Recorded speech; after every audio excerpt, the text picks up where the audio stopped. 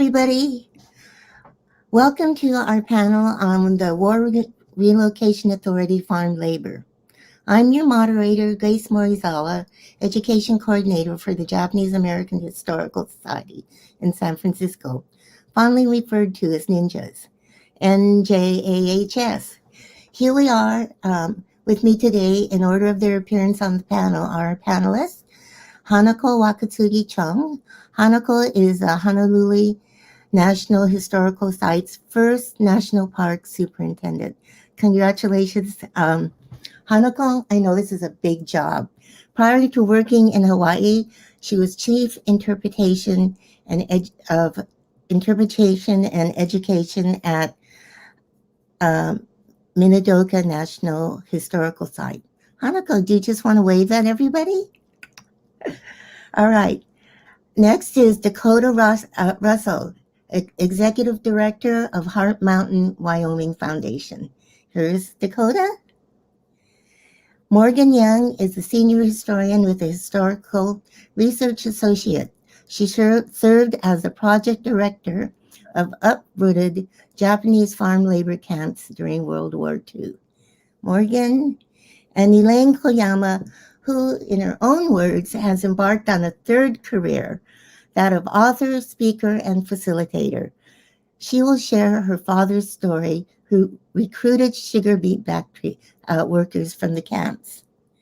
We're here today to begin to tell you the story of the World War II farm labor done by incarcerees who toiled in the camps, in small labor farms across the country, and on temporary leave. Ironically, farmers of Japanese descent who were forcibly removed from harvesting their own lands were counted on by the WRA to use their skills and knowledge to make the barren and desolate camps flourish. The camps also had a secondary purpose, a kind of 20th century westward expansion. The story of farm labor is one of exploitation and incarcerees, endurance, resistance, and ingenuity. Please put your questions in chat. We'll have a Q&A after all of the panel speaks. So without further ado, here's Hanako.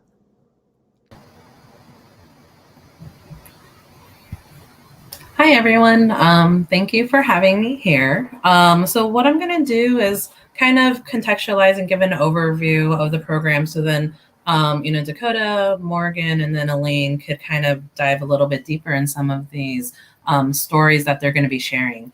So on the next slide, I would like to just show you guys a map of all the incarceration sites to just kind of contextualize it a little bit. Many people, over the course of Tadaima, you're probably learning about all these different facilities and whatnot.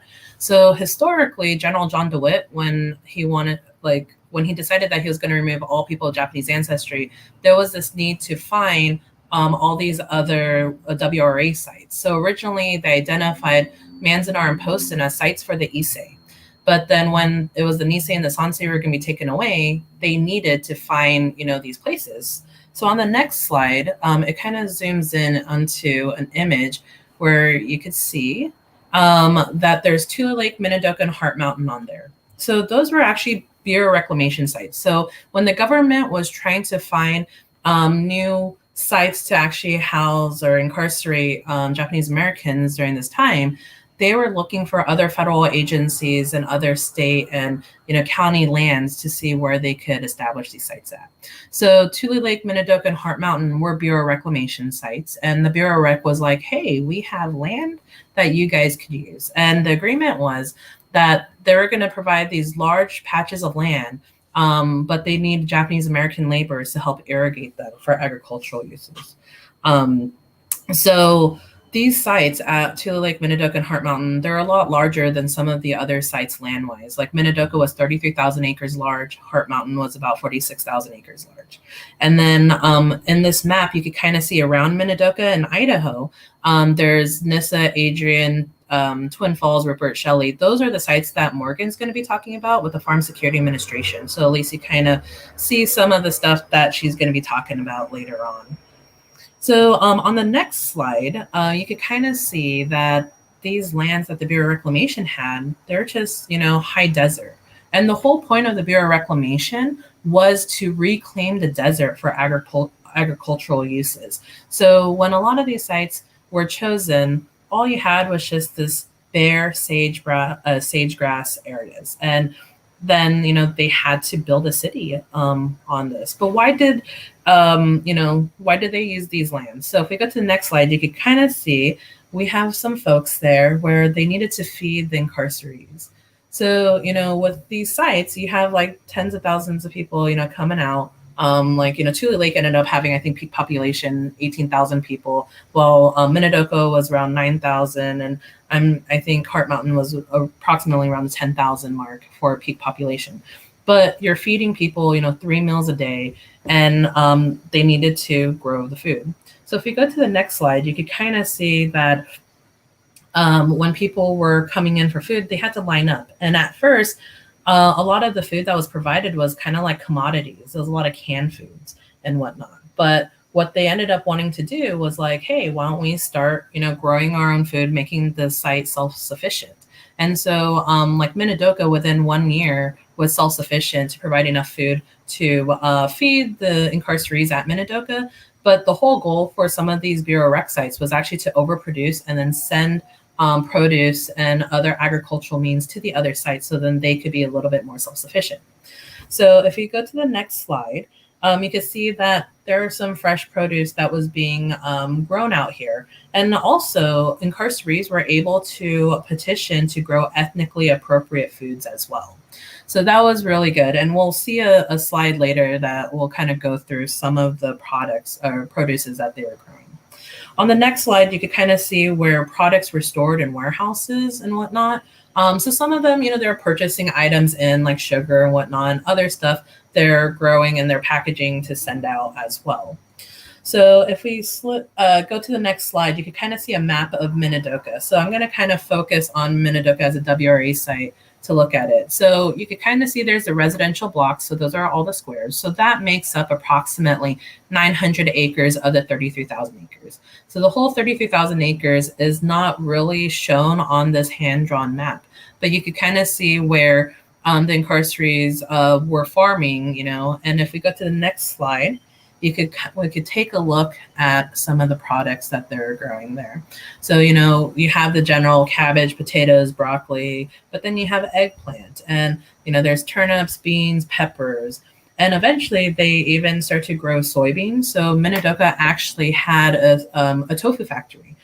So that's how they're trying to, make sure that there was enough sustenance for folks so they could, have good quality food, because there was a lot of food poisoning at the beginning of the WRA sites when they were open because of the quality of food. So this was one aspect where incarcerees kind of had some agency of what they were eating, even though they didn't have full control of it. So if we go to the next slide, another big aspect was the sugar beet industry. So we had, folks working on farms that wasn't on the property itself at Minidoka, but their labor were being outsourced. So, and a lot of people, hear about sugar beets, and it's because that was a big commodity during that time because it was a byproduct of sugar that helped stabilize munitions. So Japanese Americans actually was part of the war effort. A lot of people think about Manzanar with the camouflage net factory, but the whole agricultural aspects of sugar beet is also part of the war effort as well. And then if you go to the next slide, you kind of see there's some folks who are gathering some sugar beets as well there.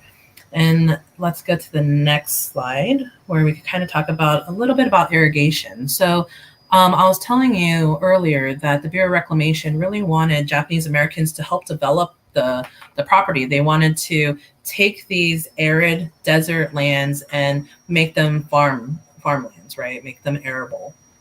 And so a lot of Japanese Americans helped build a lot of the canals and the laterals that some of them are still in use today. So in Idaho, the whole area where Minidoka's at and like Twin Falls and Jerome is known as the Magic Valley because it's so magical that we took the desert and we made it into agricultural lands that are really productive. And a lot of those laterals were built by Japanese Americans that's north of the North Side Canal. And so Japanese Americans actually built about 5 miles of the Milner-Gooding Canal, which is still in use today for that. So the agricultural legacy of the Japanese Americans on the landscape of Idaho and Wyoming and Northern California, it's not really taught too much. So we need to make sure that we learn more about it. If you go to the next slide, you could kind of see that they also did other things with farming where it's like, we had a chicken coop. There was also like sometimes they grew pigs and whatnot as well, or have a pigsty and whatnot. So there are other ways for them to, have meat and eggs. And then if we go to the next slide, you can kind of see an awesome landscape of a farmer out over at Heart Mountain with Heart Mountain in the background. But the last thing I kind of want to end on, and I have a series of images here, is the root cellar. So the next slide, you could kind of see there's a root cellar where I think both at Heart Mountain and Minidoka is that the root cellar was constructed by Japanese Americans. So it's a known structure that we know that Japanese Americans constructed. And the designs, at least in Idaho, is a little bit different from other root cellars in the nearby area. And it was also one of the jobs that people wanted really bad to work at, because during the hot summers, it's around like 66 degrees in there, 68 degrees. So that's kind of interesting. So the next slide is a contemporary image of the Minidoka root cellar, where we're going through a stabilization process, but it's been left alone for almost 75 years. The next slide, you could kind of see an interior shot of one of the root cellars. On the next slide, you'll see the root cellar over at Heart Mountain. And so Heart Mountain had actually the largest root cellar system. I think that there was a couple. The one that they currently have is the size of a football field, so that's pretty cool. And then the next slide, you can kind of see the interesting way that they insulated the root cellar to store all the vegetables and crops that they're growing, where you just have layer of like hay and grass and whatnot that ended up keeping the area cool. So next slide is also another interesting image of looking from the inside out. And then if we go back to the next slide, I just wanted to show again where, Tule Lake, Minidoka, and Heart Mountain is. It's kind of in the Pacific Northwest area, but it is part of the legacy. And the whole point, again, with the Bureau of Reclamation, wanting Japanese Americans to be, developing these sites was to then irrigate it and get it ready for the Homestead Act. So when we go to the next slide, a lot of white veterans were able to participate in this program where they were able to put their name into a land lottery. And if their name was drawn, they gotten parcels from, I believe it's like 40 acres to up to like 160 acre parcels. Many folks were not farmers, so they had to learn how to farm. So the image on the right side is a picture of a farm in a day where they had like the soil conservation group come in, teach these new farmers how to farm, how to dig laterals, clean out stuff, when to plant, and then they actually built a house for the Hermans, which they're the ones on the left picture. So that's where the offices for Minidoka are at. But it's really interesting when you see that, where Japanese Americans were not actually allowed to participate in this program at the time, where it was specifically for returning white veterans. But there was a weird nuance over at Tule Lake, where there was a POW camp nearby. And the POWs were actually caught on the front lines. They were German and Italian POWs. They were allowed to participate in the land lottery that was meant for American citizens, while Japanese Americans who were American citizens and fought for the United States were not allowed to participate. So that's where you see some of the discrepancies of the programs that's a little bit more race related. So that's essentially the end of my talk. If you get to the last slide, there's my contact information. And then I am going to turn it over to Dakota for his talk.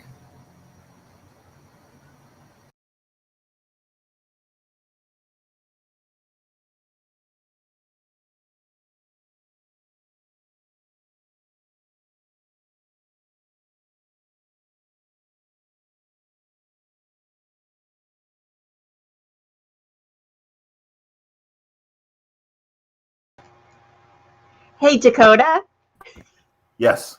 Sorry about that. Thanks to Hanako for turning things over to me. I'm Dakota Russell, Executive Director of the Heart Mountain Wyoming Foundation. And I want to dig in a little more to the stories here of what was going on within the camps themselves as far as farming, and specifically into Heart Mountain. And so when we talk about food within the camps, we tend to focus on a narrative that talks about the quality of food. You know, this is what most of the incarcerees remember when they speak about meals within the camps, is that the quality was very, very poor.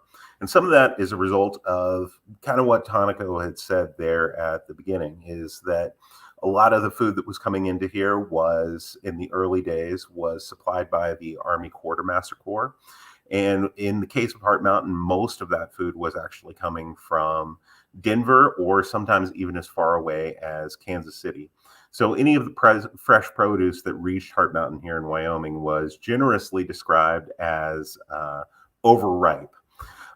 In fact, most of the food that they had here was, you know, either frozen food or canned food or highly processed food. People talk about, you know, hot dogs showing up several times a week for any of the 3 meals of the day. You could see them in the mess halls because they were cheap and they were easy to keep, right? But the story of the quality of the food is not the only reason that these farm programs are created within the camps. The quality, of course, was fairly low, but there was actually a real threat to the food supplies that they had going on. And that actually begins right at Heart Mountain. So in the fall of 1942, a reporter from the Denver Post winds up coming up to Heart Mountain to inspect the grounds of the camp. He really irritates the camp's administrators and leaders because apparently most of his inspection of the camp is done from a bar stool at the Irma Hotel in Cody. But he, at the bar, winds up meeting a disgruntled former employee of Heart Mountain, a white guy who had been hired on to the staff as a mess hall steward. And this man tells him all about how Heart Mountain doesn't have to follow any of the rationing that everybody else has to do during the war, how huge shipments of food are being sent in there and they're hoarded. The funniest story is probably he talks about mess hall attics that are just full of hams. So these stories start going into the Denver Post about the attics full of hams at Heart Mountain, and all of the extra food they have, and essentially how the Japanese Americans are being pampered within the camps, which is a narrative that kind of plays out early on when folks think they aren't being punished enough by being sent to the camps. And so that winds up having some very real effects. It eventually reaches the House Committee on Un-American Activities. And these stories really influence them. And if you flip to the next slide, you'll see exactly what comes of this. The project directors for all of the camps are told that it is necessary now that they produce or face food shortages at their camps, because the Congress is seriously looking at this point about starting to cut their quartermaster rations if they don't start becoming self-sustaining. Now, plans for this had already begun. As Hanako said, a big part of this is that the Bureau of Reclamation wanted these camps, at least in the case of Heart Mountain, to be irrigated as part of this. So already there was an irrigation project in place. People were already planning for a farm, but this definitely intensifies the need for it. This steps up the timetable. And so at Heart Mountain, they were starting not with agriculturally ready, but with, in the words of the WWII, the potential for agriculture. And so the canals are not cut yet. It's still high desert up here. There is a canal leading out from the reservoir, but it only makes it falls short about 2 miles short of the camp there. And so this is something that the incarcerees themselves are going to have to complete before they can actually start a successful farming program out here.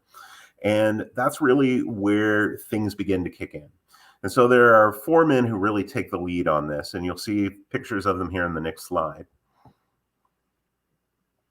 So we have got on the Heart Mountain staff 2 white guys at the start right here, Glenn Hartman and Alden Ingram. Glenn and Alden were both from here in Cody. They had both worked for a long time for the University of Wyoming with their experimental farm. And so they were up for a challenge. They were always interested in trying new things.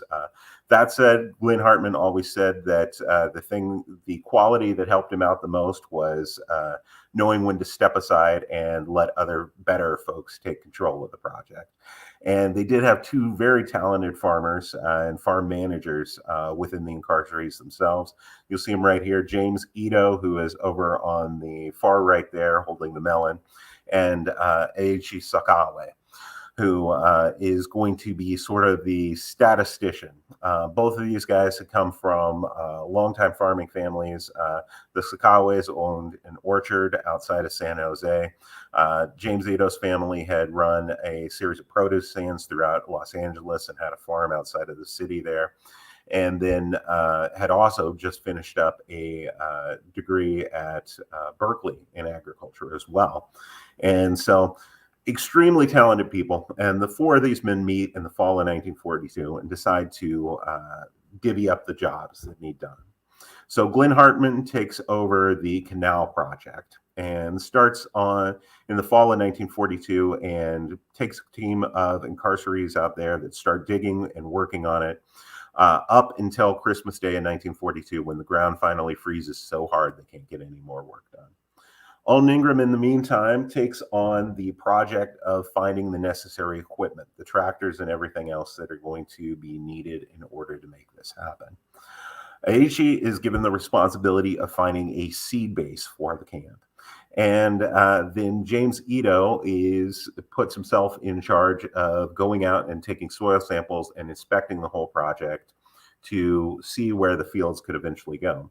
You'll see where they eventually landed here in the next slide. Now, James knew early on a little bit about what kind of qualities that the soil was going to need in order to grow the vegetables that they needed. And obviously, he did not have a lot of time to adjust the soil quality anywhere, to work on it. And so he went around, took soil samples, sent them out to the University of Wyoming, and studied them and decided he picked the best crops for the best fields. And so his decision was to start at the Shoshone River, which you see in the foreground of this slide right here, and then work his way back toward the camp and take the most fertile soil along the riverbanks first, and then work up from there. So that meant they were starting several acres down below where the actual residential area was, which is going to cause a problem eventually for our tractor drivers. The crew that drove the tractors there would head out at daybreak in the morning and head all the way down toward the Shoshone River to start tilling these fields. Now, this was especially difficult work because all of this was high desert. There wasn't any irrigation in here yet. And so this is just dry, very hard-packed soil that has never been farmed before that they are working to dig into now. So it's extremely hard work. They would spend the whole day out there and head back. Now, the problem was that the motor pool workers, who were mostly white, didn't start their day until 8 o'clock. So it was impossible for the farmers to gas up their tractors before they left for the fields. And although they asked and asked over and over again, the motor pool workers would not give them the key to the gate that they needed to get to the fuel tanks in the motor pool. And so there was simmering tension between them. One day in the middle of a heat wave in the summer of 1943, the farmers are out working on the southern part of the project and start running out of gas, one after another. Eventually, all of these angry tractor drivers make their way back toward the camp, where they surround the motor pool workers, trap them inside of the garage, and are coming after them with farm implements.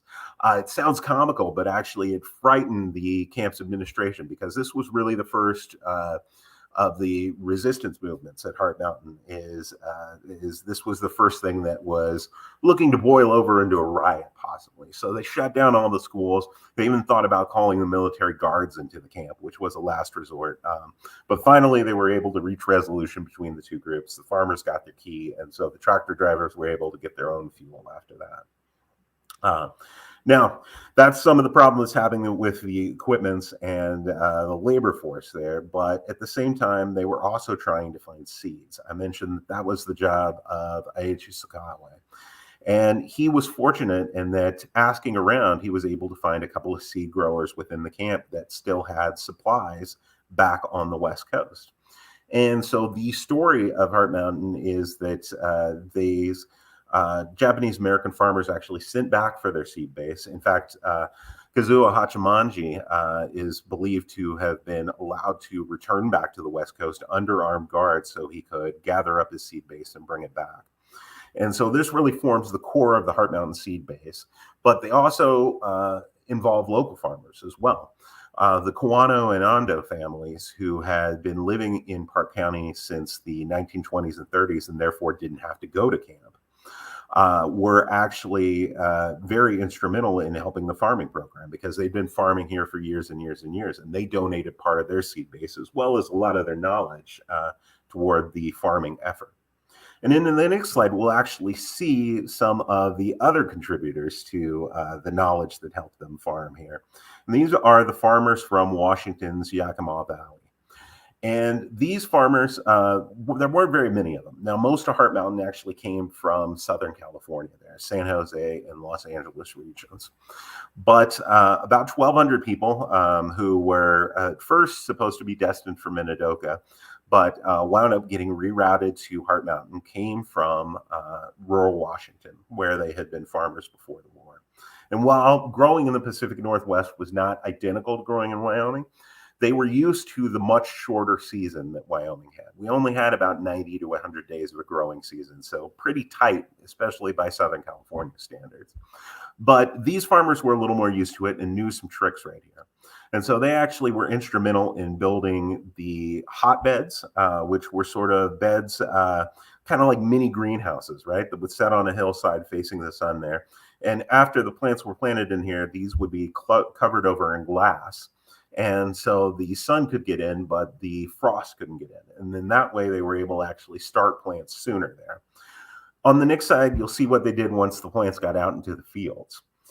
Because it is Wyoming, and because sometimes even in June we'll get a freak snowstorm, sometimes on the 4th of July it'll snow. And so when the plants were still young and vulnerable out there, the Yakima Valley farmers actually introduced the idea of putting hot caps on top of them.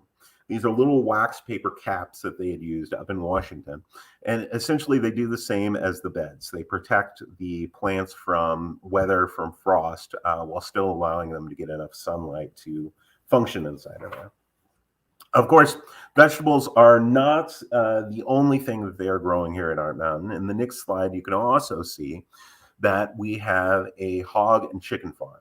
And this was largely fell to the Saijo family. And they had a chicken farm back on the West Coast there. And they very much made this a family affair, mainly because they felt like they couldn't trust the other workers that they hired on to work on the chicken farm.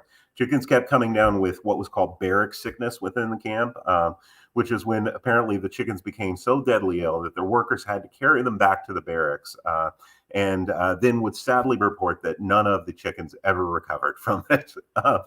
So theft was a real problem for them early on, and demand for eggs especially was high within the camp too. And so they kept it very much in the family, running the hogs and chickens in a small portion of it right there. Interestingly, the two Saijo teenage boys had enough of farming by the time they were done with Heart Mountain. Gomper Saijo became a well-known outsider artist, and Albert Saijo became one of the beet poets shortly after this. So did not strike up a lifelong love of hogs and chickens here. As these facilities are developing, Hartman and his crew are working on the canal, and we can see in the next slide as they are coming to a finish on it. Now, not only did they have to actually cut close to 2 miles more of canal there, they actually had to go back the full 7 miles and waterproof the whole thing with bentonite before it could actually function. And so they were right up against the wire. It was late June by the time that you got to scene, which is the first water flowing into the Heart Mountain Canal there. By this point, it was getting very, very dry. In fact, if it hadn't been for one of those freak snowstorms in June, they probably would have lost a lot of plants. But the snow actually put some needed moisture back in the soil there. But irrigation starts up in June. So by the end of the summer, on the next slide, you can see they are already harvesting food. Harvesting is a community-wide effort. They wound up having 52 different types of vegetables that they grew here at Heart Mountain, with several varieties of each, growing over 1,200 acres.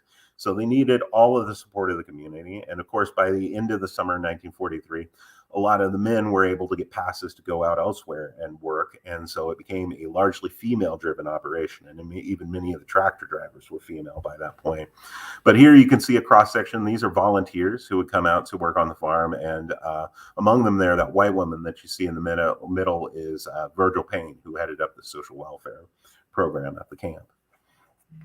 In the last slide here, you'll see a little bit about what Hanako was talking about earlier, is the cellars that we had right here to house them. Now, this is over 300 feet long and about 40 feet wide. This is when it was under construction. The incarcerees actually logged all of this timber themselves and hauled it back to the camp from the Shoshone National Forest nearby.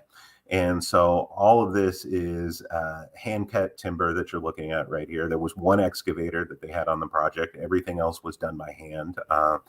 And so they really are truly impressive structures. One has unfortunately caved in now, but the surviving one we're in the process of restoring. And hopefully by the end of next summer, people will get to come out and see it and hear the story of the agriculture program at Heart Mountain. Just as Hanako said that Minidoka was called the Magic Valley out there, Heart Mountain has its own nickname. A lot of folks around here call this the Heart Mountain Miracle, that they were able to put together this successful agriculture program in such a short amount of time. And that a lot of the methods that they used and a lot of the vegetables that they grew were the first time that these things were ever grown here within Wyoming. And so they're still very much in use today around the local farms.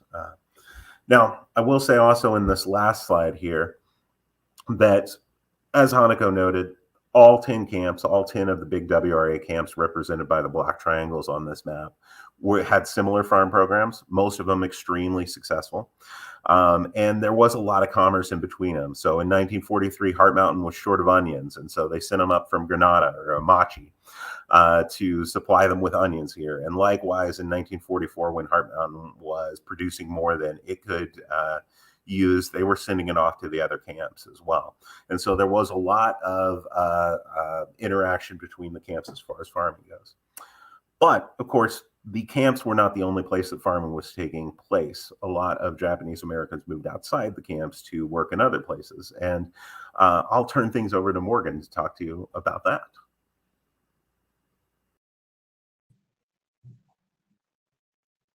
Thanks, Dakota. So I'm going to be talking about the seasonal leave program that was part of the War Relocation Authority. And just a bit of context, I was the project director of uprooted Japanese American farm labor camps during World War II for 5 years. And this project ultimately produced a traveling exhibit, a collection of oral histories, documentary films, and a website, uprootedexhibit.com. And if folks are interested in the farm labor camp component of the Japanese American wartime experience, I'd encourage you to go there. There are a lot of great resources, including transcripts from the oral histories. Uprooted focused on this so-called seasonal leave program, and the start of the program can be traced to the movement of 15 Japanese Americans from the Portland Assembly Center to a Farm Security Administration camp in Nyssa, Oregon in May of 1942. The camp eventually grew to 350 people and was known as the Camp Without a Fence, which was a name given by the Pacific Citizen. So as we see in the next slide,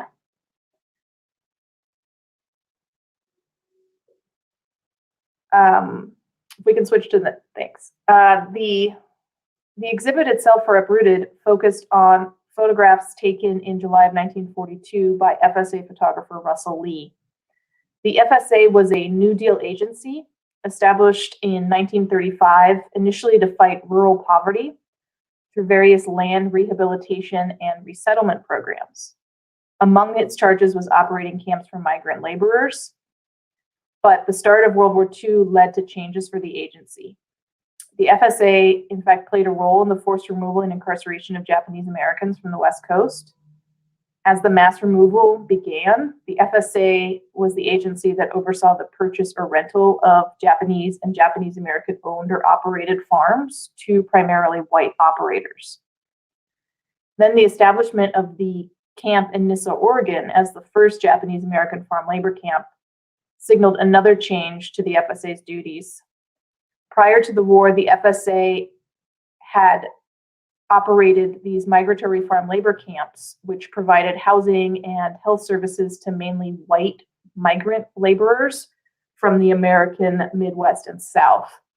But there was a national labor shortage during the war, so the FSA started utilizing its camps to house different workers, including Japanese Americans, as well as Mexican, Jamaican, and Bahamian laborers who were imported to the United States through agreements with their respective governments. And as Hanako mentioned, there were also German and Italian prisoners of war that were held in these camps. But the FSA is probably best remembered today for its documentary photography program, and that's where all of these images in the slide are from. It was initially a program that was meant to publicize the agency's efforts, but then it started focusing on introducing America to Americans and to create a visual record of the Great Depression. So if you think of iconic images like that My Grandmother image that's in this slide in the upper left-hand corner, the most iconic images from the Depression are likely from this program. It produced overall 176,000 images, and folks like Dorothea Lange and Walker Evans and Gordon Parks worked for the program. And if you go to the next slide, and Russell Lee. So this is Russell Lee and some of the images that he took. He was the most prolific of the agency's photographers. Over his 7 years with the agency, he took more than 5,000 photographs.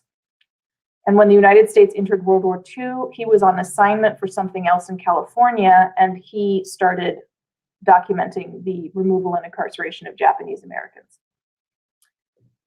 He took about 600 images of the Japanese American wartime experience in 1942. From July to August of that year, he photographed farm labor camps, starting with the Nyssa camp in Oregon, as well as camps in Rupert, Shelley, and Twin Falls, Idaho. And so I will show primarily images from Lee's work in this talk that I'm giving. So if we can move to the next slide. And Hanako's already mentioned this a bit, but we really centered this project on sugar beets. And this crop was the initial impetus to create farm labor camps that initially housed Japanese Americans. At the start of the war, sugar was a vital commodity. In addition to food use, sugar beets were converted into industrial alcohol and used in the manufacturing of munitions and synthetic rubber. According to the United States Beet Sugar Association in 1943, quote, every time a 16-inch gun was fired, 1/5 of an acre of sugar beets went up in smoke. By 1942, the United States was no longer importing sugar from the Philippines or Java, as they were both under Imperial Japanese occupation. So in response, American farmers increased their sugar beet acreage by 25%. But there weren't enough workers to cultivate and harvest the crops. And many of those who had worked in sugar beet fields in 1941 had left for wartime industrial jobs or military service. So as we'll see in the next slide, sugar beets are an incredibly labor-intensive crop. And so sugar companies, farmers, and state and local officials began appealing to the WRA to utilize incarcerated Japanese Americans as a labor source. And some even eventually submitted requests to President Franklin Roosevelt. As you'll see in these photographs, the crop was all done by hand during the war, cultivated and harvested, and it's known as stoop labor. So you're bent over most of the day. Here in these photographs, people are topping beets, and in the next slide, once they're topped, then they're thrown into trucks. And a sugar beet can weigh up to 7 pounds. So a full day of topping and then tossing very heavy sugar beets is very tiring. And if you look at the two photographs on the bottom, it gives you an idea of scale. And the mountains of beets, these are taken to local sugar companies. So if you go to the next slide. So after getting multiple requests from multiple states, both from government officials as well as private interests, the WRA's response was to create what became known as the Seasonal Leave Program. And this operated for 3 years. As I mentioned at the beginning, the start of this is the opening of the NISA camp in May of 1942. The WRA defined seasonal leave as work to be accomplished during a specified period of time in a specifically defined area. Most individuals and families who were given clearance to go on seasonal leave had to first be inspected by the FBI. And then they were issued permits that people had to carry around, and those said where and for how long you were allowed to work outside of the incarceration sites.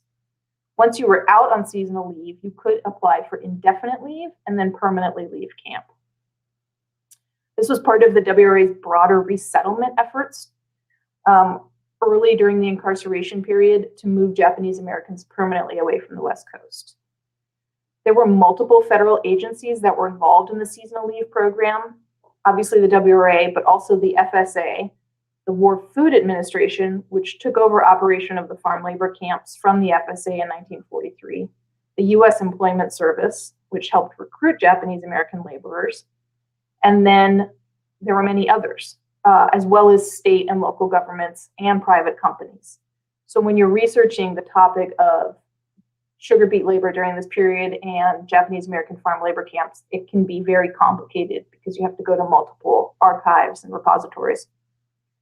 In order to participate in the seasonal leave program, state and local officials were required to submit formal employment agreements that included the following assurances. Officials would maintain order and guarantee the safety of the laborers. Labor would be voluntary. Imported labor would not compete with local labor. And employers would pay prevailing wages and provide housing and transportation. So in this map that we created for the uprooted exhibit, you can see the tan shaded areas. Those are all counties in which Japanese Americans provided sugar beet labor. And we've also identified the 10 concentration camps, as well as the 4 farm labor camps that Russell Lee photographed. There were dozens of these farm labor camps, but these were the ones that were the center of the uprooted exhibit. In the next slide, we can see information about recruiting. So sugar companies were the first ones to actively recruit Japanese American laborers from incarceration sites. They went to temporary assembly centers, and then they went to the so-called relocation centers. They also placed advertisements in camp newspapers, and they placed additional recruitment notices on community hall bulletin boards and other public areas. As you can see in these ads right here, they generally emphasize seasonal labor as an opportunity to escape the confines of camp. But then they also ironically marketed the work as the patriotic duty of Japanese Americans, obviously ignoring the fact that the federal government had unjustly incarcerated these people and denied them their civil liberties. Representatives from the sugar companies, as well as U.S. Employment Service staff, worked in employment offices at the camps. So if you were interested in pursuing seasonal leave, individuals would review contracts from sugar beet farmers, and they also did agricultural labor for other crops. And the contracts would tell you the type of work you were going to do, the wages you would be expected to get, and the type of housing. There was a range of housing offered. Some farmers offered living quarters on their own farms, and then there were also the camps operated by the FSA. Generally, choosing to live in a camp operated by the FSA was going to give you better living conditions. They were standardized, and there would be health care provided. So if we go to the next slide, the reception of Japanese American laborers in local communities really varied. People who participated in the program shared information via letters, or they contributed to articles in camp newspapers about their experiences. So people would share, I had a good experience in this part of the country, but less so in this other part of the country. Those working in Western Idaho and Eastern Oregon generally reported being well received, while those working in Montana and Utah experienced blatant hostility and in some instances violence. But enough Japanese Americans reported back to camp that the conditions were favorable during that first period in the spring and summer of 1942, that increasing numbers of people signed up for farm labor work, as you can see in this table we created for the Uprooted exhibit. Initially, it was men who signed up, but increasingly women and families participated, and children were also participating in the labor in some instances. People left the assembly centers and the concentration camps for many reasons. This was an ability to earn better wages. This was an opportunity to escape barbed wire and armed guards, and for some it was a chance to contribute to the war effort. During the 3 years of the program, the WRA helped implement more than 33,000 farm labor contracts. We don't know how many people, because some people participated in the program over time, and a contract was likely issued to one family rather than individuals, but it gives you an idea of this was a significant number of people who were participating in the seasonal leave program.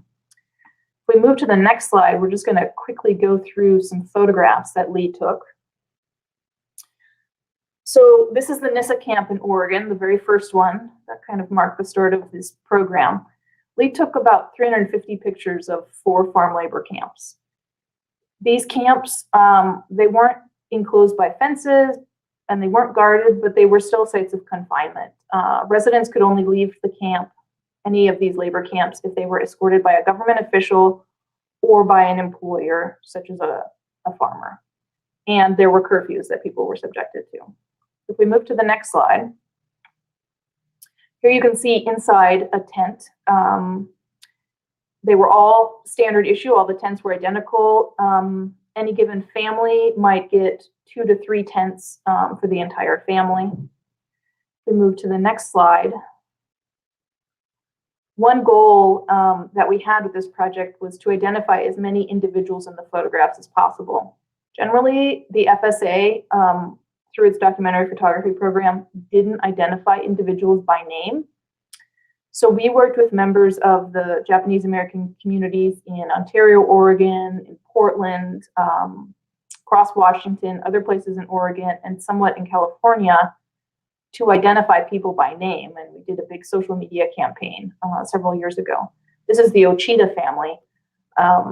Dakota, who is Mary Ochita Takami's daughter, found this photograph on Facebook, and we realized that there were multiple pictures of her family. We were able to identify individuals in about a quarter of the photographs that we had of all 4 camps. In the next slide, we'll see the 3 camps we have in Idaho each represent a different type of camp that the FSA operated. So the Shelley camp, like the Nissa camp, is what's known as a mobile tent camp. And these locations change seasonally depending on where agricultural labor was needed. If you move to the next slide, it's a photograph of the Twin Falls camp. And there are actually still extant buildings at this campsite.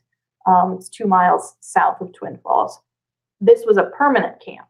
So you see in the foreground, there are barrack styles, similar to what would have been at the concentration camps.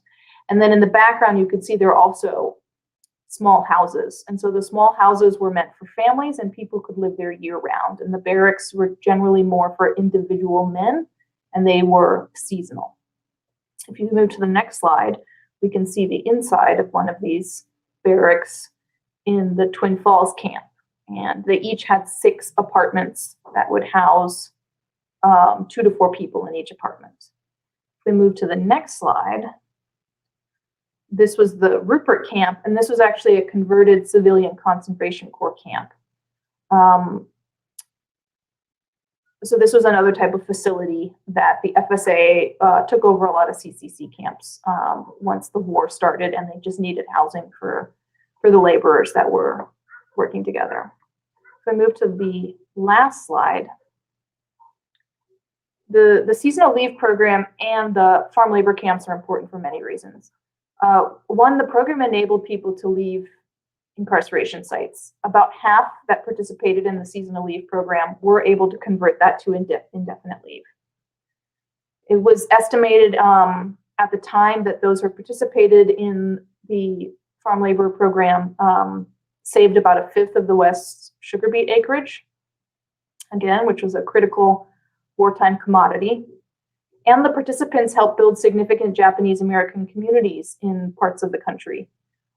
If you take Malheur County, Oregon, for example, which was the site of the Nissa camp, in 1940, there were 137 Japanese Americans living there, which was about half a percentage point of the county's total population. By 1950, that community had grown to 1,200 people, about 5% of the population. And Ontario, Oregon, the biggest town in Malheur County, still maintains a very significant Japanese American population. And it's also important to note that there were about 800 people who participated in the seasonal leave program that first year who had a very different experience during the war than others, because they went straight from temporary assembly centers to farm labor camps and either lived in farm labor camps or were able to convert that to indefinite leave and lived elsewhere. They never went to a concentration camp, and they have a different experience. And if you go to the uprootedexhibit.com website, you can learn about a lot of those individuals. Many went to the Nissa camp and worked in agriculture for the remainder of the war until they either returned to their communities or established new communities elsewhere. But now Elaine is going to share a personal perspective on sugar beet labor recruitment.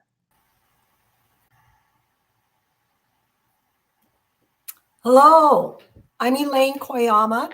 I'm living in Minneapolis, Minnesota, so I'm here from the Great Midwest. And my story is a personal one about how one Japanese American, my father, Tom Koyama, left the concentration camp and returned to his roots in Montana. I happen to be the youngest of a family of 8. All of us were raised in Hardin, Montana.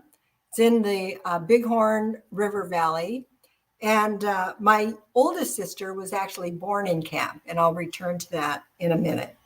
The research that I'm sharing with you, some come from personal artifacts, and a lot of it is coming from research that I've been doing for a historical novel that I'm working on. Working title is called Tom and Emmy. So on the next slide, I'll give you a little geographic idea of the area that we're talking about. So Hardin, Montana is where my family ended up settling, but we got there by way of Sheridan, Wyoming. So the first circle is Sheridan, Wyoming. Thank you. Sheridan, Wyoming is significant because that's where my father was born. But more importantly, that was where the railroads ended. So there were quite a few Japanese workers who were pretty much left stranded in the Sheridan area because the railroad work ended. Most of us are familiar with the Transcontinental Railroad and the Golden Spike that was driven down in Utah. But after the Transcontinental was built, hundreds and hundreds of spurs and secondary lines had to be built. And that's where where the Japanese workers came into play in a big way. After the Chinese Exclusion Act, the Japanese workers replaced them on the railroads. And so in a way it was fortunate because they worked on railroad spurs that provided transportation to places like Worland, Wyoming, and Powell, Wyoming, and Hardin, Montana, Crow Agency, Montana. So the railroads ended, and they already had a good idea of where the opportunities were because of where the railroads went.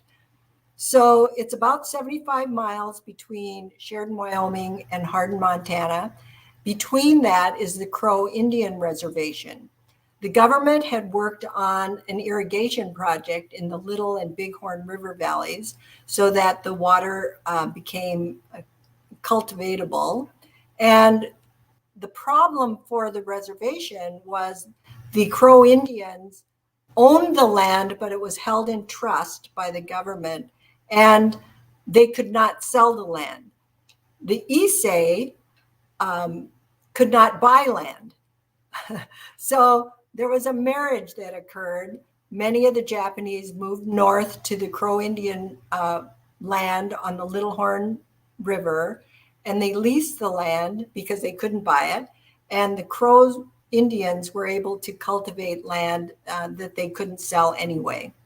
The land was less desirable for most white Americans because they wanted to buy land to begin building equity. So there are a couple stars on this map that didn't show up, but Heart Mountain is about 120 miles away. There's a star down, kind of making a triangle between Sheridan, Hardin, and Heart Mountain. So we're pretty close to Heart Mountain. And then right under the caption is where Missoula, Montana is. And that's where a lot of the Issei were first taken early on before the rest of the evacuation took place. It was one of the Department of Justice camps. Thank you. We'll move to the next slide. To give you a little history of Tom, he was, as I said, born in Sheridan and moved to Hardin area. Very active in school. He went through all of his schooling in Crow Agency in Hardin, Montana. Because he didn't know how to play sports, he became a yell king. So he's in the middle of the picture on the left, but it was a way for him to participate and to learn the game. So his sophomore year in high school, he became a player on the varsity squad. And in old newspapers, the Billings paper, there are articles about what a little fast forward he was, oftentimes high point guy, didn't get a lot of rebounds, but he was a leader on the team. And you can see below his picture, he signed it in his script. He was very well known for his cursive writing, and his signature and his writing can be found in several annuals that I've seen through the years. So 1933 happens. He's the oldest of 6 kids. There aren't many other Japanese families in the area, although there was a pocket of Japanese families that had moved up with that railroad group. But the family decided to cash in and move back to Japan, primarily because there were not many other Japanese families for the kids to marry. And the kids, Tom was in his 18, 19 years old. His sisters were not much younger. So they knew that if they wanted to marry other Japanese, they would have to move to a different community. So the next slide shows that they moved from Montana to the Salinas, California area, kind of waiting for the ship to come in that would take them back and also to accrue some more money. They were there for about 3 years, where he worked sugar beets again. So Hardin, Montana, he was working sugar beets for Great Western. He moves to Salinas. He worked sugar beets for Spreckles Sugar. And then he goes back to Japan with the entire family, the 6 children and the parents. And they live in Japan from 1937 to 1940. So the next slide will show he didn't get far. After he came back from Japan, he ended up migrating down to the Guadalupe, Santa Maria area. He was the only one of his family that came back. So he came back with virtually no money. He left the funds with his family in Japan. They were in the Wakayama area. His youngest brother was about 12 when they went. So he was 15 or 16 when he left. But he came back to America to avoid the Japanese draft. So Japan was already fighting in the Pacific prior to this, and they were conscripting any young able-bodied men. And my dad, Tom, fell into that category. So he comes back on one of the last boats back to America, walks down from San Francisco to the Guadalupe, Santa Maria area. They had a large Japanese population. Guadalupe was a town of about 1,200. There were about 800 that were Japanese farm workers. This was around October of 1940. So the next slide shows what can happen when you go to Japan looking for a wife. You come back to America and you find a wife.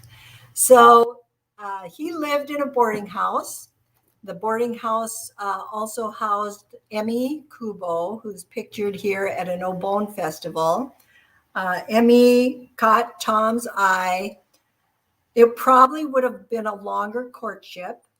So he returns in October of 40. He's farming. December 7th, 1941, the bomb, Pearl Harbor's bombed. February of 1942, the Issei are taken away. And so Tom and Emmy, which might have been a longer courtship, decide to get married before they're taken away to camp. So in the next slide, you'll see a picture of the white American soldiers marching through Guadalupe.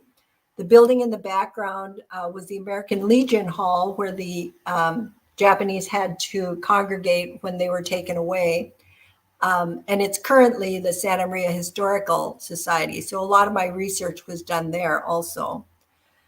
Tom and Emmy decide to get married kind of in a shotgun wedding, but not because they had to, but because of the evacuation.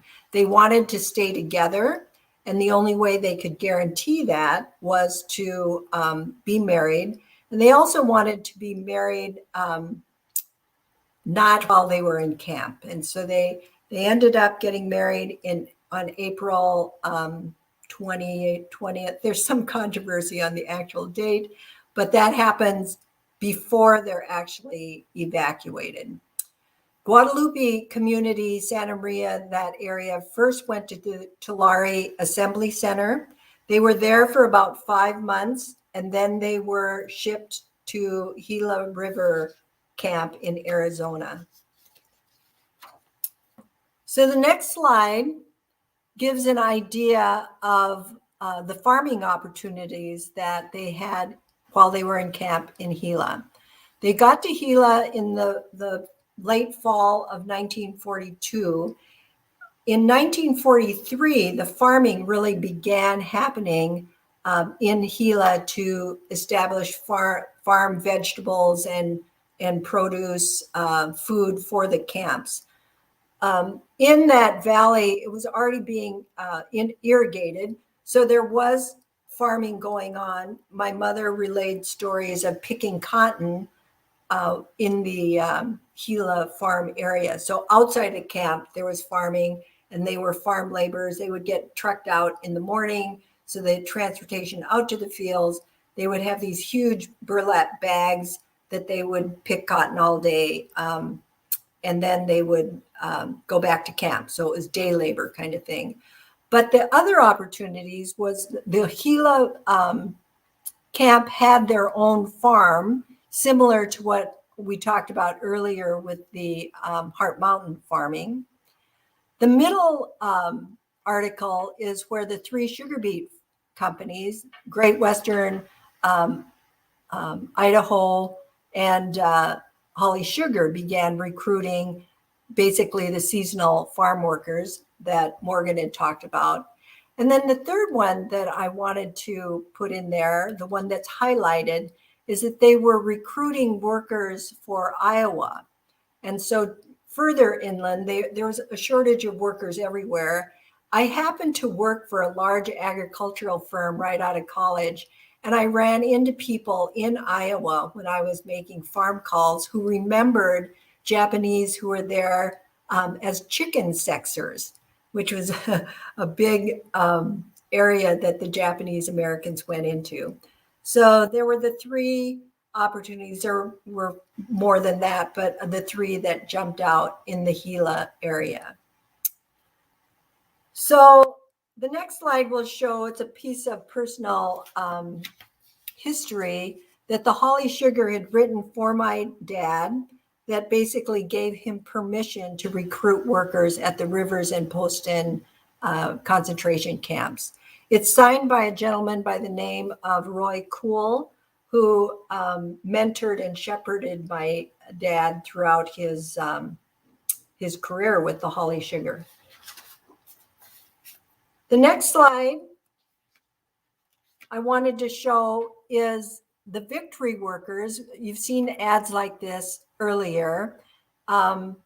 I pulled out this one section because Roy Kuhl's name is at the top. He was in Hardin, Montana. He needed 4 to 6 workers. But the one that's circled was Harry Mikami.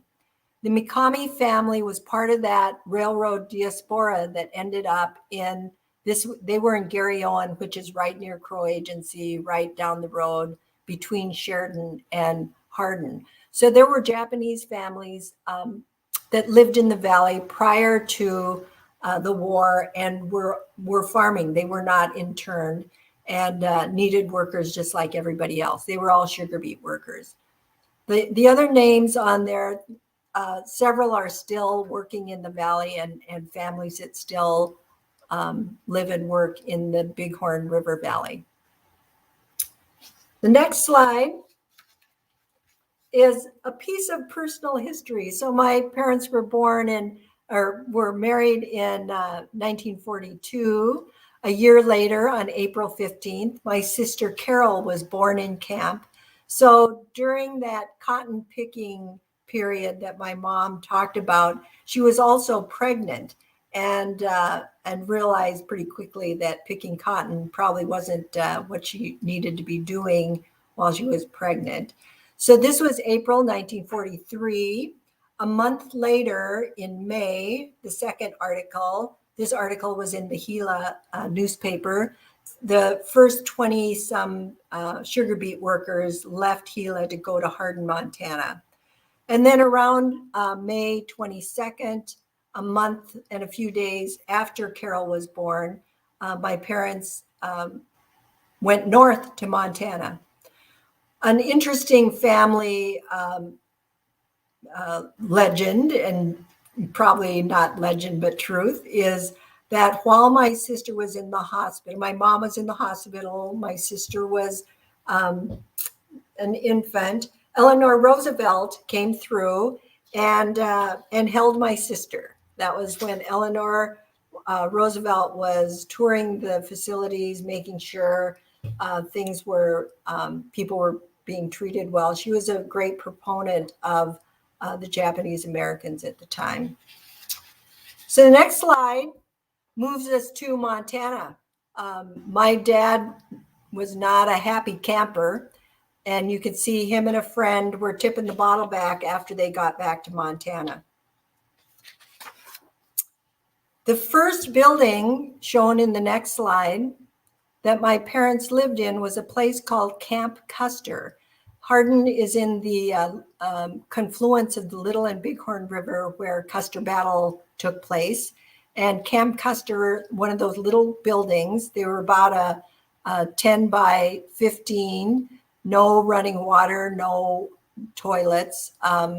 but it was a little roadside stop. And that was the first place they lived when they got to Hardin. Someone earlier had mentioned the snowstorm in June that helped the crops. My mother relayed that was one of the first times she'd ever seen snow, was when she first moved to Montana. And there was a snowstorm in June. The next couple slides shows some what we used to as kids call the labor shacks. So on the farms, usually virtually every farmstead would have a labor shack.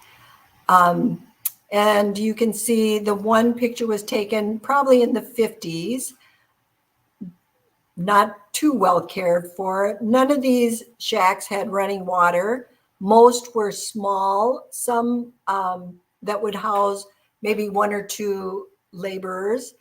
The house on the far right was a larger labor shack on one of our farms when I was growing up. None had running water. They all had outhouses out back. They would haul their water in from the water pumps.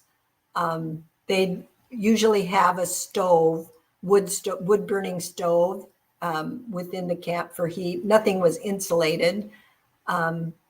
So that was what the housing that they were promised looked like. They were also promised a garden plot that I thought was funny, because nothing would grow if it wasn't irrigated. And sometimes these little labor shacks had no irrigation nearby. So they may have been given a plot, but probably couldn't grow anything. The next slide is a nicer labor home, labor house. We referred to these as colony houses. And there were several that were right near the sugar beet factory. And then there were several that I was told were built at the fairgrounds. And those were used primarily for the German prisoner of wars. But some of these are still standing. Many have been torn down. The next slide shows you what that colony house looks like today. So most are pretty decrepit. The sugar beet fields in the next slide shows a typical pretty mature field. The smokestack in the background in that building is the holly sugar. And the first harvest in the next slide shows on the side, I'm sure my mother had written 1943. There's a little child in the picture, and I believe my dad standing at the cab of the truck. Those would have been really harvested pretty close to everything by hand and hand thrown up onto the truck. So 1943 was the big year where a lot of the laborers came up to work. The next slide shows that there was competition for labor that came into that Bighorn River Valley. German POWs started coming in towards the end of the season. This is a picture of them marching in. The German prisoner were housed at the fairgrounds in tents. And my mother tells stories that they peeled hundreds of potatoes to cook for the Germans. They didn't cook for the Japanese American laborers. She never relayed stories about cooking for the Japanese, but they provided food. The community provided food for the German POWs. In later articles, there were stories about the Mexican Americans at the time and some Mexican migrants from Mexico. And as I understand, there was a program called Braceros that was a treaty between Mexico and the US to provide workers during the war and later. So as I grew up, there were mostly Mexican migrants that were working the sugar beets. So the next slide, my dad ended up staying from that first recruitment period. He continued to recruit for the holly sugar throughout the war. This invoice is dated January 27th, 1945, where he bought farm equipment to start his farming operation. The invoice says the equipment he bought totaled $8,700, which is about $132,000 in today's dollars. There were things like tractors, grain drills to plant, harrows, cultivators, chicken coop stuff. So he had decided to stay and had made enough money during the war years to buy this equipment. But I also know he leveraged pretty heavily during that, borrowed a lot of money from the banks and and leveraged the holly sugar also. In the next slide, it just gives a little recap of the history. He continued farming from 1943 to his death in 1976. In 1970, the holly sugar closed, which was decimated the valley. I mean, it was a huge hit. So what my dad did is leverage some friendships with Japanese Americans in the Yakima Valley. He bought peppermint and spearmint rootstock, and we began growing peppermint and spearmint in the Hardin Valley. So to this day, our family still farms there, and right now it's Tom's grandson or grandson who is continuing to farm. And the last picture will show you some of the operation. This was around 1955. Albert Chavez was on the tractor. Joe Beekler was kind of our foreman.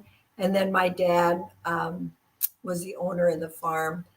And I feel like my dad, because of his background, and he provided a lot of work for a lot of different minorities in the community. I remember virtually any African-American, Black American who came through town looking for work. We hired many of the Hispanic families. We all grew up together and we all worked together. That's all I have. Thank you very much for letting me share our story. Wow, thank you, panel. That was great. I've heard this before, but every time I hear it, there's just new things that I hear. So I'm really glad that we have this on, we're taping this so I can review it. I really appreciate your work and talking to us today about farm labor during World War II.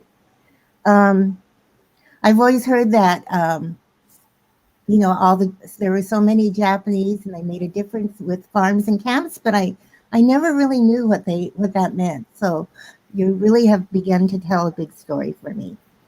So I was just wondering, Hanako, can people ask me questions, or do they have to be on YouTube to ask me questions? And if they want to ask questions, could you tell them how to go to YouTube? Because I think some people are just clicking the icon.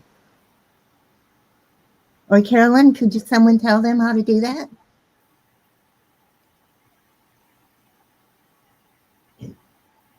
Well, I think there's a red line there that says YouTube next to the announcements of this program, and you push it and you'll switch to YouTube and you can put your questions in there. Because we're going to start the question and answer segment of this panel discussion. But I do have a special request before we start, which is that we are Ninja's developing a curriculum for students K through 12 and for teachers. And I know there's a real power to personal narratives. You heard that from Elaine. So for our curriculum, we're looking for personal stories, documents, letters, and photographs related to any of the farm labor programs. So if you're interested in sharing with us, please write to me at grace@ninjas.org, And also, let me know if you're a teacher and you would like to be, you're interested in one of our workshops. So with that, we'll go to our first question. And that question is from Lynn Famfa. Her question was, what countries made agreements to the FSA for farm labor, for laborers? So in other words, what other countries? Yeah, And- I can field that. They weren't making the agreements through the Farm Security Administration. It was through the U.S. government. I'm not sure which branch, but I know that at least it was with Mexico through the Bracero program. There's a lot of scholarship on that. It's a very interesting program. Jamaica, the Bahamas, Trinidad, and I don't know if other panelists know of other countries, but those are the ones that I've come across at having people housed in FSA camps. Oh, so they were all in Bracero programs. So they were on kind of a temporary leave program from their country. Is that Right, but it wasn't called the Bracero program for the other countries. But yes, there were agreements with other governments of other countries to bring folks over temporarily. So I know that, like at the Twin Falls camp, for example, and Hanako may be able to expand upon this, that there were Japanese Americans, Mexicans, white migrant laborers, Black individuals from Jamaica. It was very diverse, the population at any one camp. Wow, that's really interesting. So they didn't keep people segregated. I thought maybe they might have been segregated by. I have heard instances of some segregation, particularly with shower facilities. They were in the same camp, but I don't know how housing was worked out. But and there was at least one photograph that Russell Lee tried to take showing segregation that was destroyed. So the director of the Farm Security Administration's photography program, Roy Stryker, would punch holes in negatives. And he did that throughout the program. And so one of the photographs he punched a hole in was Russell Lee trying to show segregated shower facility. That's really interesting, since we have photos of Jim Crow, but not, yeah. Okay, so let me go on. We have a question here from Paula. How did one, and she has it all capped, person get out from Tule Lake in 1944, given it was a segregation center? I think I could answer that. So as long as they participate in a leave clearance form, the one thing about Tule Lake people don't recognize is that, yes, it became a segregation center, but you still had a population of people who were yeses that stayed in Tule Lake. So then if they got permission and got sponsored out, they could still leave camp because they weren't seen as one of the segregants. They just happened to be at Tule Lake from the WRA site as it transitioned into, a maximum security prison. But there were still people who were yesers that were at Tule Lake. Thank you, Hanako. Anybody else? Yeah, that pretty much answers it. So let me, I'm kind of keeping an eye on the time, and we have a couple more questions. And they're both about the farm labor camp. And one was from Fuji Designs. Was it common for whole families to leave camp to work in these labor camps? Yes. And you did mention that kids worked. How old were the kids and what did they do? I've heard just different firsthand accounts of people we interviewed for the Uprooted project. Of there was a man who now he's in his 90s, but he was 8 and he was a water boy was his role. But I knew of teenagers who were out there doing the stoop labor in the sugar beets. It depended on the family, I think. I don't believe that there are any child labor laws in place in these farm labor camps. Yeah, absolutely. Whole families were leaving, and that became a big push of the WRA as the seasonal leave program continued. They wanted whole families to leave and resettle in the interior of the U.S. And finally, a question from, a couple more questions from Toshimi. Hi, Toshimi. And she's asking, what was daily life like in the labor camp? We need a personal story on that. Yeah, I can, so sorry, I feel like I'm dominating all the responses, but daily life was like you wake up early, you get picked up in a truck by the farmer you're working for or someone on the farmer's crew. You go to the fields, you work in the fields until about lunchtime, you have a break. You then work again until about 5 or dusk. You come back, you do chores, you make your own dinner, you go to sleep, you repeat the whole thing the next day. And then generally one day during the weekends, you might go into town if the town was a friendly town, to go to the movies or go shopping, and you were escorted. Okay. And the kids went to the local schools. Did you say that? Yes, kids went to local schools.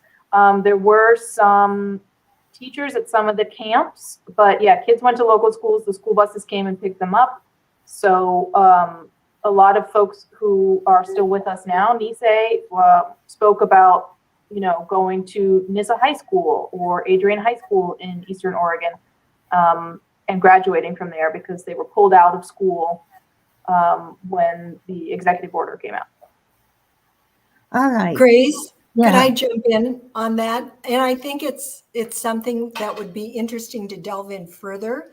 But I knew nothing about the labor camps when I first started working with all of you, that the labor camps were something totally different than the experience my family had as far as being farm laborers.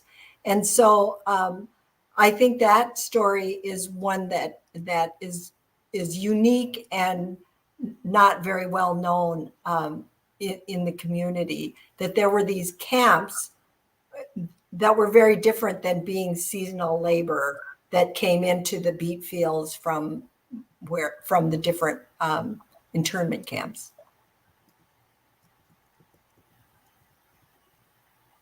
Yeah, there is a big story to the labor camps. Maybe next time we can really focus a lot, because I see another question here. Just if we, and I think maybe Hanako could start by answering this question, which is, to what extent did Japanese American families living in Idaho, Wyoming, and Montana have exchange or experience with the people in the camps? And maybe I could start off with that.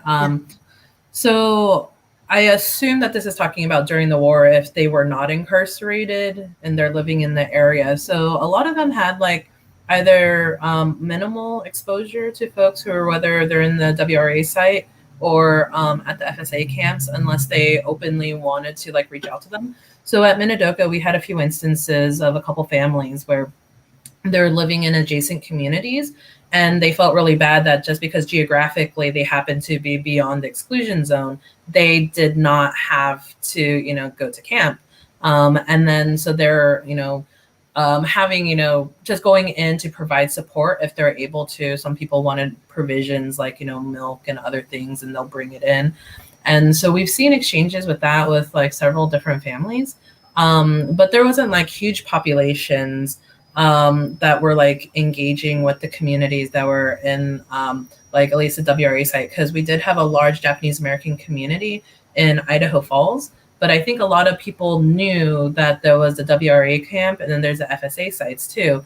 But I don't know how much exchange that they had because they were geographically like remote. It's about 4 hours away from where we're from Minidoka. So I don't, that's all I know about the Idaho part. I'll let other folks talk about the other sites if they know. Anybody? Dakota has introduced me to some of the people, the Japanese Americans in that Cody Powell area. And the Ando family is one of them. And Dakota, you probably know more about them than I do, but they would go to dances and do some socializing with the people in camp.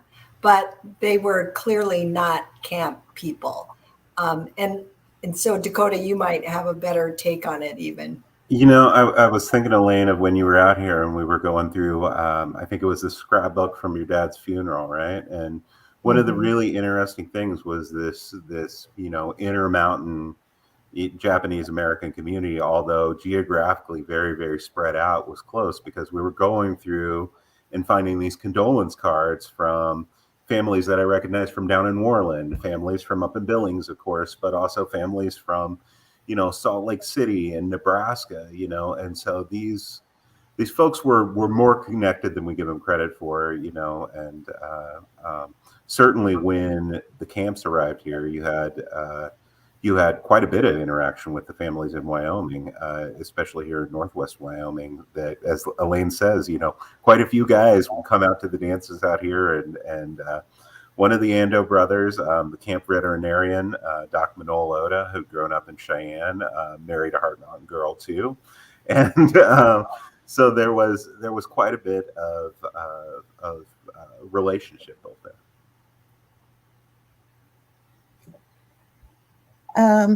And here's another question about payment.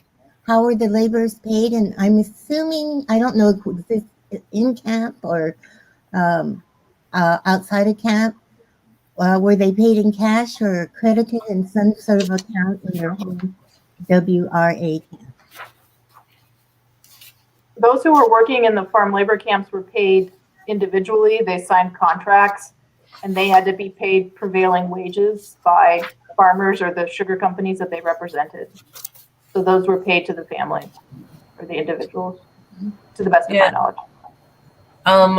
So yeah, I forgot to talk about Seabrook. So I was going to bring this up at this time, where some people like got recruited into the cannery business. And a lot of them came from the FSA camps, because my family went from Manzanar to Twin Falls and then to Seabrooks. And the one thing to get them out to Seabrooks in New Jersey was they're like, we will pay you in silver dollars. So that was the big thing that drew my family out there, because they knew that they're going to get paid cash.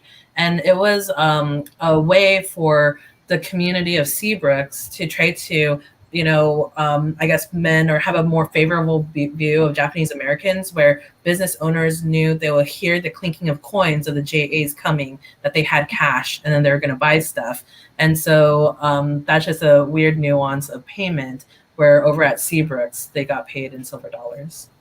And then Seabrooks is in New Jersey, right?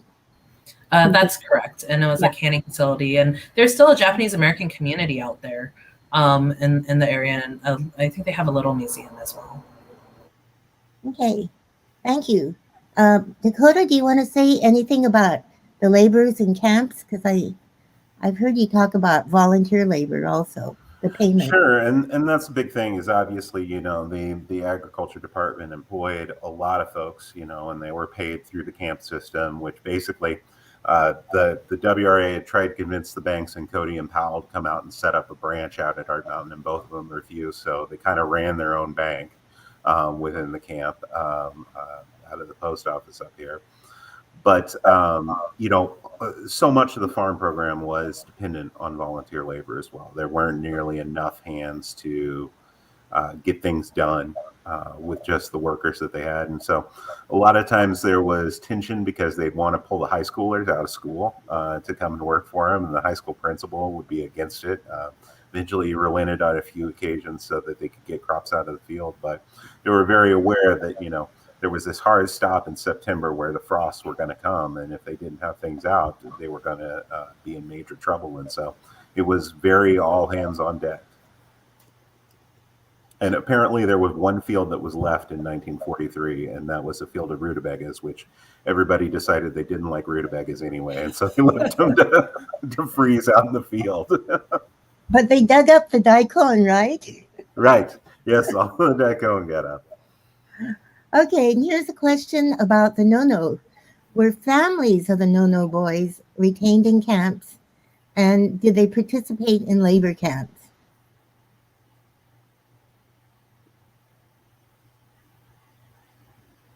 I don't know. I mean, no boys obviously didn't. I have just heard personal accounts of people whose families were had to go through the FBI clearance process. That wasn't implemented when the seasonal leave program first began in 1942, but in 1943, then they realized this was a program they could do, and it became much more intense to pass the program. But I don't know about families of no boys. Mhm. Yeah. Go ahead. I was going to just say I'm not aware of the implications of being tied to being a no. I have heard, I think some people who are no yes or yes nos, I Mhm. think that their families participated, but I think it's because they probably got screened out later. But I don't know specifically about no-nos. And plus, the other thing is, like with the oral histories and when you're speaking to families, sometimes families wouldn't tell their like descendants that they were no-nos, right? Because there's all of that, like the cultural implications, the community implications of outing yourself as a no family, right? So I haven't actually done the research, but I think that's a great opportunity for like a grad student to do a thesis. Mhm. The potential of so much grad school research that could come out of any of these topics. Like if I had discovered this in grad school, I would have gotten like multiple PhDs. It's just really fascinating, and there's so much to uncover because there are so many entities involved. It's just a really great treasure hunt. Well, I think that's an excellent way to close this session, to tell you that there's a lot more out there, and to remind you that Ninjas is looking for stories. If you want to write me a brief story of your own family or documents, because we're going to be traveling across the country. I don't know how, maybe in person, maybe on Zoom, but we hope to reach a lot of children, young people with this story. And I want to thank the panel. Thank you, Elaine and Hanako, Dakota, and Morgen. And I want to thank our backstage support, Carolyn and Kimiko and Melissa from Ninjas. And also thank you to this audience, and feel free to write to any of us with your questions or comments. And I want to just say that I've read part of Elaine's book, and when it comes out, you will really enjoy it. And look at Morgen's website, because there were a lot of questions about the Farm Labor Program. So thanks, everybody, and enjoy the rest of Tadaima.